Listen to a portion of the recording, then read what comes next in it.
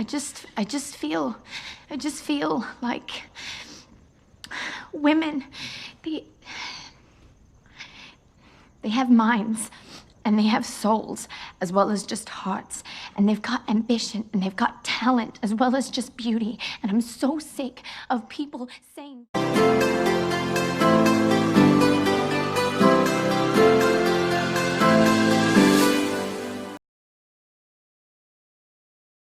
What's up, everybody? I'm Rick. And I'm Anna. And welcome to our bucket list channel, a channel in which we try to realize the goals and dreams that are on our bucket list. One of those goals is to watch every movie that was nominated at the Academy Award for Best Picture from 1927 to 2028. That's 101 year of Best Picture nominee, and we are trying to watch them all. We started this journey in 1927. Of course, we're going in order mostly because right now we're taking a diversion, a side road to do the movies that are nominated for this year, 2019. Yes! Yes, because the list of nominee came out, and so we're watching them, reviewing them, and then we'll go back to the 30s where we left off. Today we're talking about a movie that we saw earlier this week, and that is also nominated for 2019 for Best Picture, Little Women. So for those who don't know, the way we do things here, the first part of our discussion is going to be spoiler free. The second part of the discussion will have spoilers. If you don't want to get spoiled, don't worry, we'll warn you before we move into the spoilers. But before that...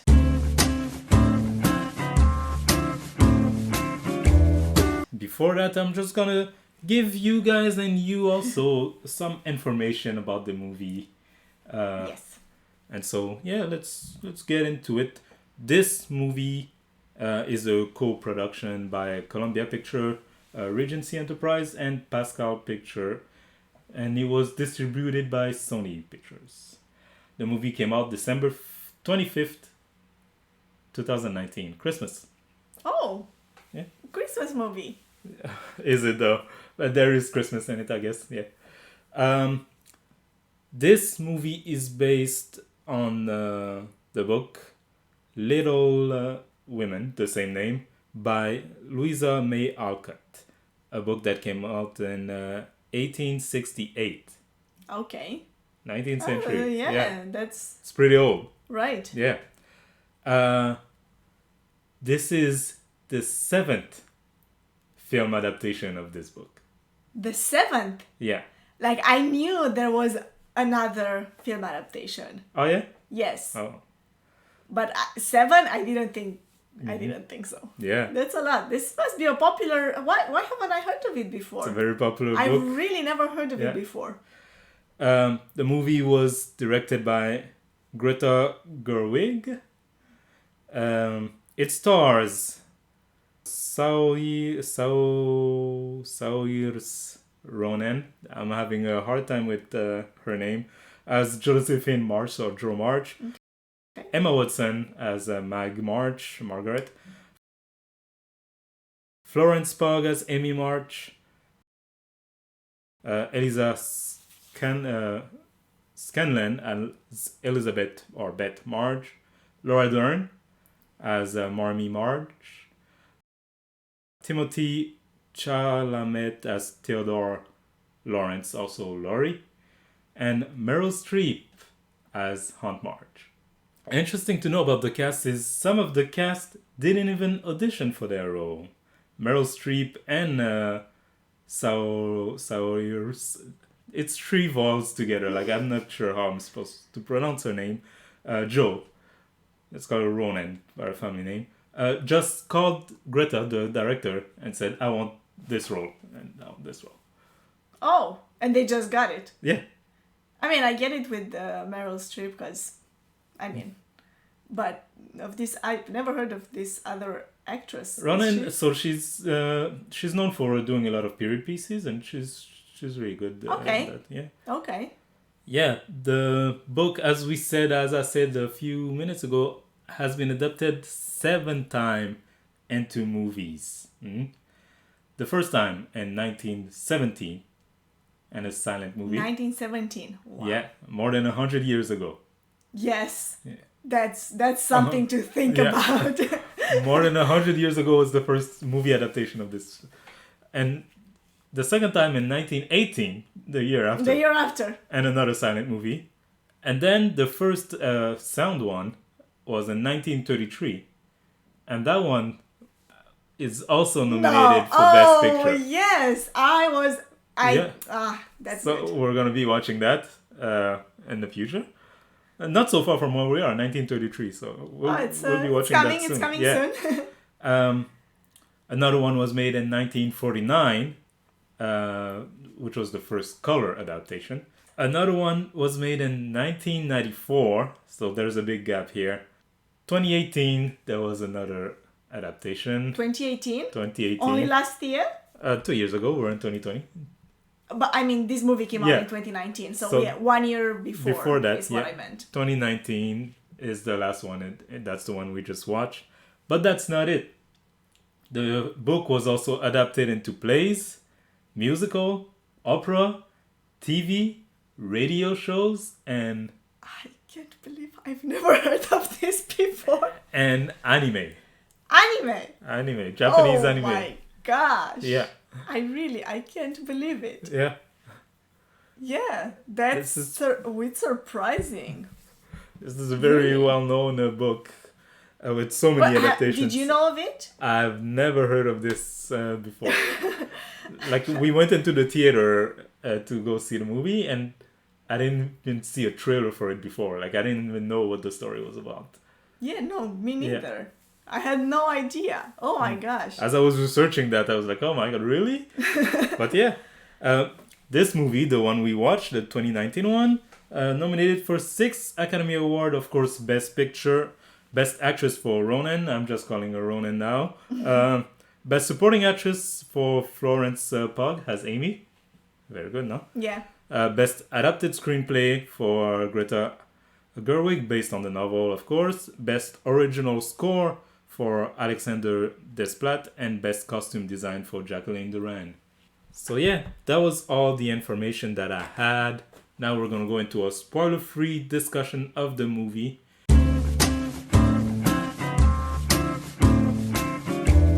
Let's start it with our usual question. Did you like this movie? I obviously liked it. I loved it so much. It was so good. I liked the message. I liked the play, the actors. Uh-huh. I thought the story was just so beautiful and strong, and really like spoke to me in so many different ways at so many different points in the story. It was a very good movie to watch overall. Yeah, I also love this movie. I got attached to, I think, every character. Like, there's not one person that left me indifferent, or that was like, oh, you could not be there and It wouldn't change it anything. wouldn't change yeah. anything. Like, everyone made me feel something at some point in the movie. And so that is a feat. I gotta say, even like you asked me when we got out of the movie, did I cry? I didn't cry, but at some points at several points in the movie, I got a little bit teary-eyed. Well, obviously, I cried. Yeah, but it is a very strong movie, not only in terms of the story, but like the performances. Only 2 of them were nominated for acting chops, but everyone I thought was really good. And you spoke of the message, so I think we can go into that without spoiling much of the movie. This is definitely a movie that has something to say, in a sense. You know, it's not only telling you a story, a beautiful story, but you go out thinking about it too. You think about what the author, but also the director is trying to tell you through this movie. And I think it works. You know, you don't feel like you're being forced some person's ideology. It makes you think, you know, which is the goal. Right. Yeah. And it makes you think about, issues that are so very real and so very, present. Mm-hmm. Because it's a period piece, so it happens in the 19th century, but the issues that are raised Yeah, could they're not still outdated. be. Yeah, exactly. Yeah. And it's issues of like the women's place in society, feminism, the meaning of marriage, stuff like that, which sound like all real stuff, but it's really well done. Yeah, it's well done, and it does make you realize that these women in their stories, each one of them in their way, didn't attack necessarily all of these problems in life. They're just living their lives. Yeah. Having to face or to go through this kind of things. And each one of them comes to different conclusion about what they want their life to be and how they want to fit in that society.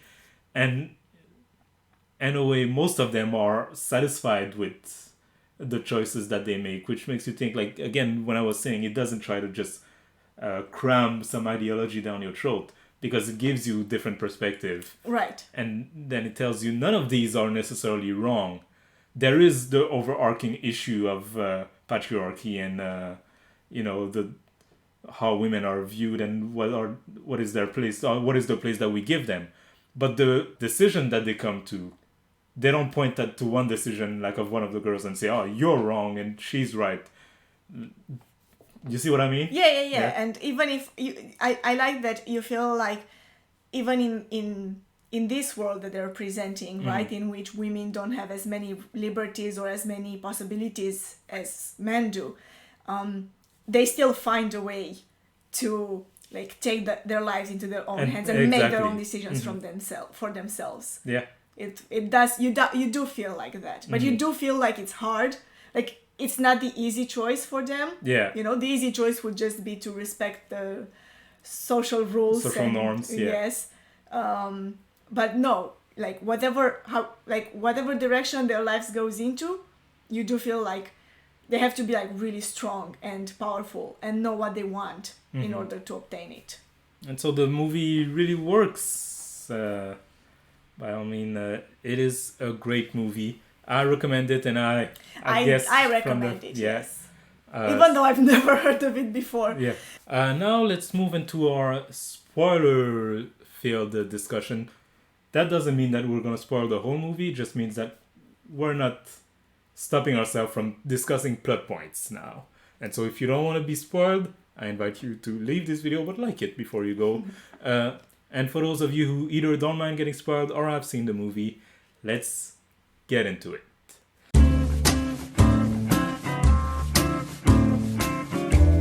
So before we speak about anything specifically, I just wanted to bring a few other facts that maybe are more spoilery, so I didn't mention them at the beginning. The book was first published in 2 volumes, but then republished in 1880 as one novel called Little Women. The storytelling of the book, because it was 2 volumes, one of the parts, I'm guessing you can guess, was them as kids. The second volume is them I wouldn't have guessed, as adults. Yeah. I see. And then when they were made into one book, the storytelling in the book is linear. It goes from them as kid and then through their life, but the movie is not like that. The movie jumps around. That is a decision by the director Greta Gerwig, and I think it works really well. It does. It's made very interesting. What I really loved about that is how they're the same actresses, right? Like you can do so much with the makeup to make them look either younger or older. It played with color. Yes, you noticed that, right? There is a at first I hadn't noticed it, but after a while I was like, oh, this is a scene from when they're young because the color is different. There's a different filter applied to the scenes of when they're young and compared to the scene when they're older. The filter when they're young is like more oranges, it's warmer. Yeah, it's warmer and it feels like a bit more colorful. Yeah. And when they're older, it's more like colder, toned down. Yeah. You can definitely see it. Yeah. And it's nice because it feels like the story that the movie is telling is of them when they're older while remembering their lives when they were younger. And it does give you that feeling of childhood and innocence, that filter, that coloring to it. it really creates that feeling when you're watching those scenes. But it's also that like when they're young, that's when most of the bad stuff happen as they're adults. You know, the sister dies Yeah. when they're older, and so the contrast really works there when she's having. Well, there are bad things happening when they're young, like with the father. But the father comes back. The father is Yes. fine. When they have the parallel scenes of Beth being sick, you know, when they're young, she gets better. When they're older, you know, she dies. Yes. And so the color difference here really works to like make you feel like foreshadow yeah. the coming event. But the father, you mentioned him. I want to talk about him a little bit because isn't it interesting how removed he is from the story? Even when he comes back, he is removed from the story. He's not there. He has no name. That's true. You know, I hadn't noticed that. Mm-hmm. That he doesn't have a name. And so the focus is really, like, even within this family unit with the women. Not only the four daughters, but their mom and the help that is there, Hannah, and their aunt. You know, the focus is on them. The father is just something that is mentioned from time to time. And when he's there, he's just someone that is in the background. Right, yeah, that's true. Even in this, and I feel like it's maybe a contrast, right?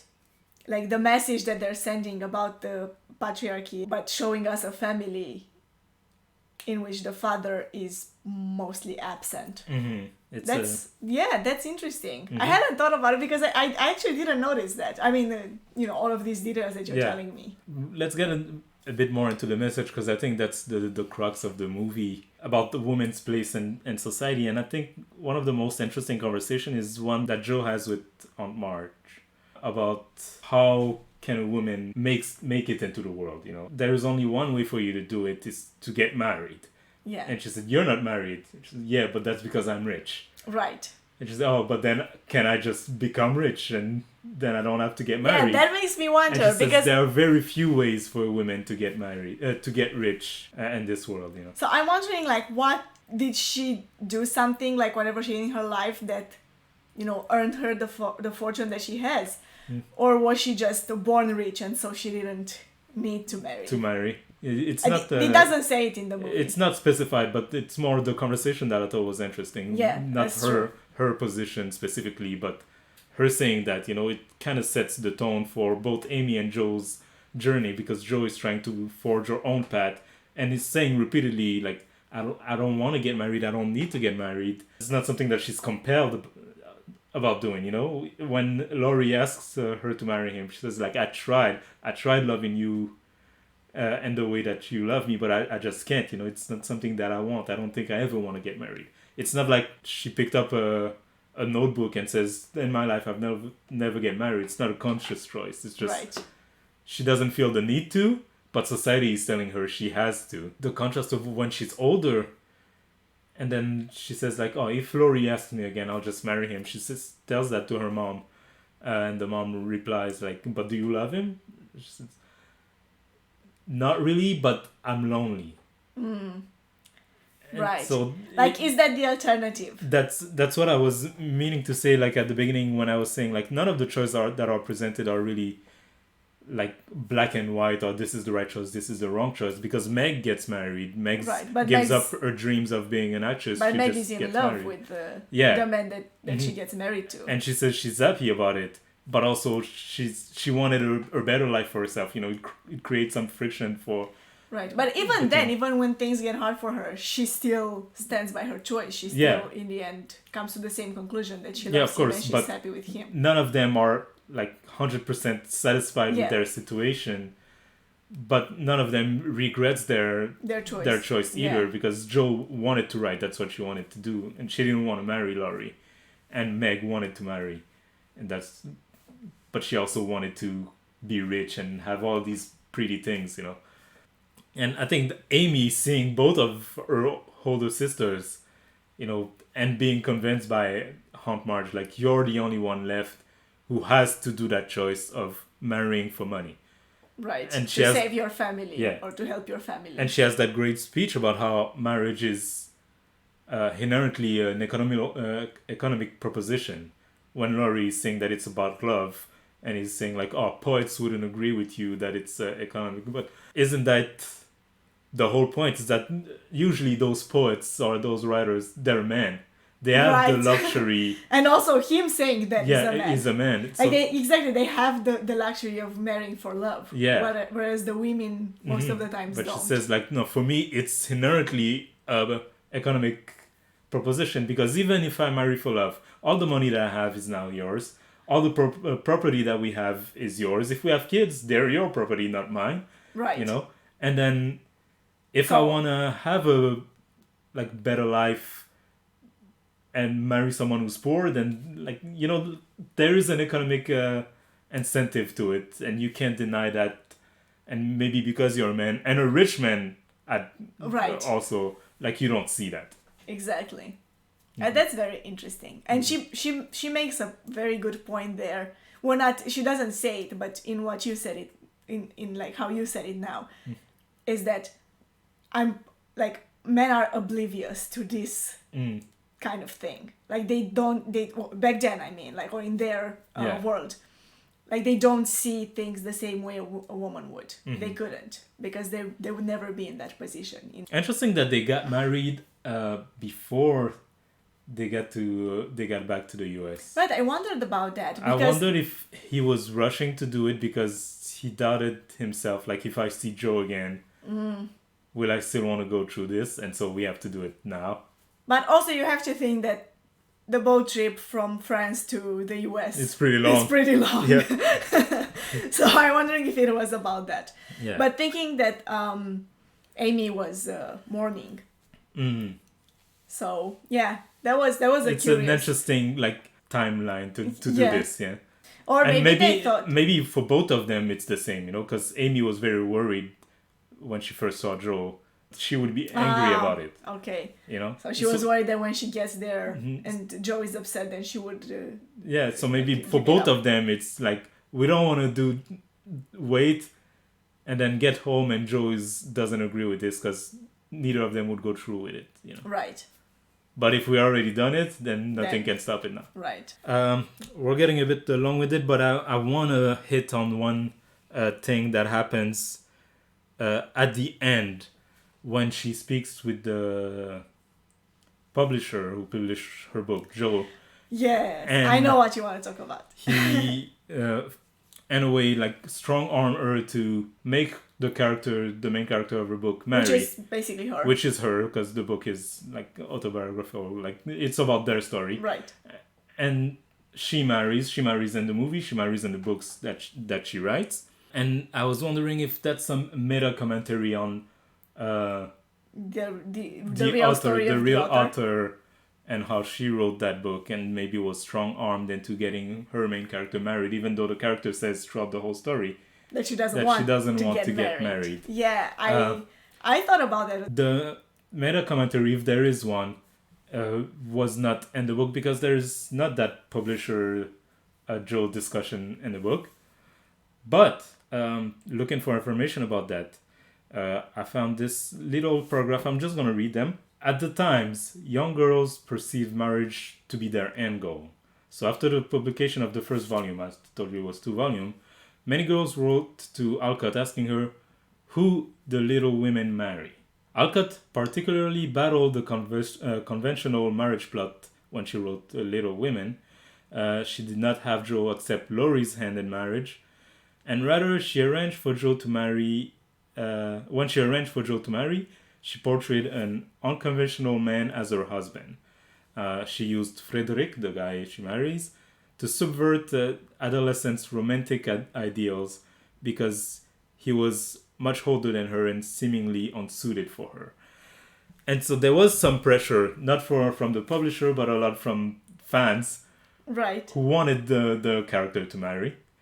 She didn't really want to, but she was like, okay, I'll do it, but I'll throw in that other guy. Everybody wants her to end with Laurie. No, I'll throw in that other random guy, who's barely there in the story, and who she runs to We only see him like Yeah. a little bit in the beginning and a little bit at the end. And then she runs to at the train station, kiss him, and like she does it on purpose. It seems rushed. It seems out of nowhere. Yeah. But that's what she wanted. In the movie, I didn't perceive him as being older and unsuited for her. I thought, I mean, older, yeah, but he seems older, but he seems like a fine A fine match. Yeah. But it was like, if you compare a traditional storytelling, she would have ended up with Laurie, you know? Yeah. Friends ever since they were a kid, they hit it off almost immediately. They had so much fun together. They say they argue a lot, but that means they're even like they're close they're enough closer, to be able yeah. to do that. Yeah. But she wanted to subvert the expectation, and she didn't want Joe to marry in the first place. But then when she felt like she had to find someone, she just threw in Like this someone guy. else. Yeah. The point is also that like it's not necessarily the bad choice for her to get married, even though she says that the whole time. She doesn't have to choose between her career and love. That is a false dichotomy. That is a false binary choice that is placed on women at the time. You know, if you want to make it big, then you have to give up on family and marriage. But that's not necessary. She writes her book and finds someone. We're just gonna end on this little note. There is 2 sequels to this book. Okay. First called Little Men, about Joe's kid, and the second one called Joe's Boy and How They Turned Out, a sequel to Little Men. So people really like her character. They wanted to see what happens. I guess people like the characters in general because everyone else is telling the story. Oh, okay. But yeah, those are characters that you really get attached to, so that's not surprising. But yeah, again, we definitely recommend this movie. It was Yes, great. I definitely recommend it too. It was an amazing movie to watch. Yeah. If you guys have watched the movie or any of the 10,000 other versions of this book out there, I've read the book actually even, let us know what you thought about it in the comment section below. If you haven't, go see it. Subscribe to this channel if you're not subscribed already. Hit the notification bell to be notified when our next video drops, and have a nice day.